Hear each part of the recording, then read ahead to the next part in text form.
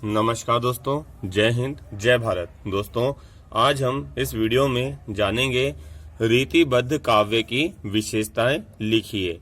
इससे संबंधित प्रश्न मध्य प्रदेश की बोर्ड व लोकल परीक्षाओं में तथा बीए व एमए की परीक्षाओं में पूछा जाता है, विषय हिंदी के अंतर्गत।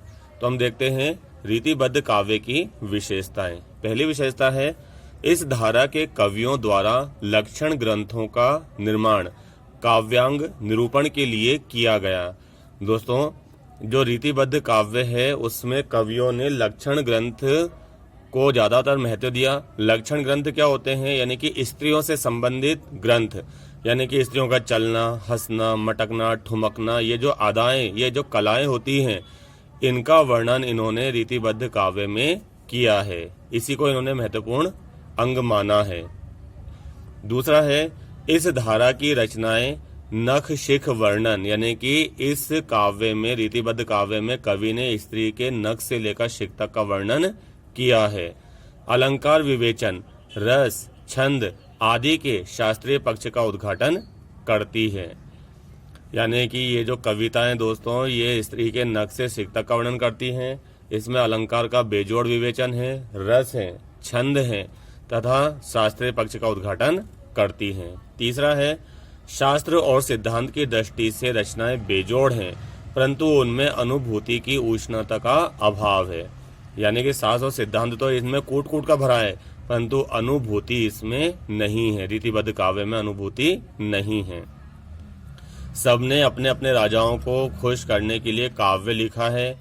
चंद मुद्राएं प्राप्त करने के लिए काव्य लिखा है। कौन सा? रीतिबद्ध। चौथा है, ग्रंथ रचना का उद्देश्य पांडित्य प्रदर्शन, यानी कि अपने आप को श्रेष्ठ बताना।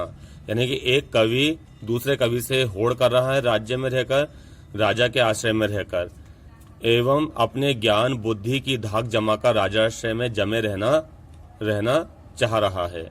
यानी कि जो कवि है वो सोचा है, अगर मैं अच्छी कविता लेकर जाऊंगा और इसमें नारी के प्रति ज्यादा वर्णन करूंगा तो राजा मुझे वहां का जमींदार बना देगा, राजा मुझे यहाँ का जमींदार बना देगा। यानी कि इसमें स्त्री को बिगाड़कर धूल कर दिया गया है इन कविताओं में। यहाँ तक कि अपने राम सीता का प्रेम, राधा कृष्ण का प्रेम भी इन्होंने बिगाड़कर धूल कर दिया है। किनको खुश करने के लिए? राजाओं को खुश करने के लिए।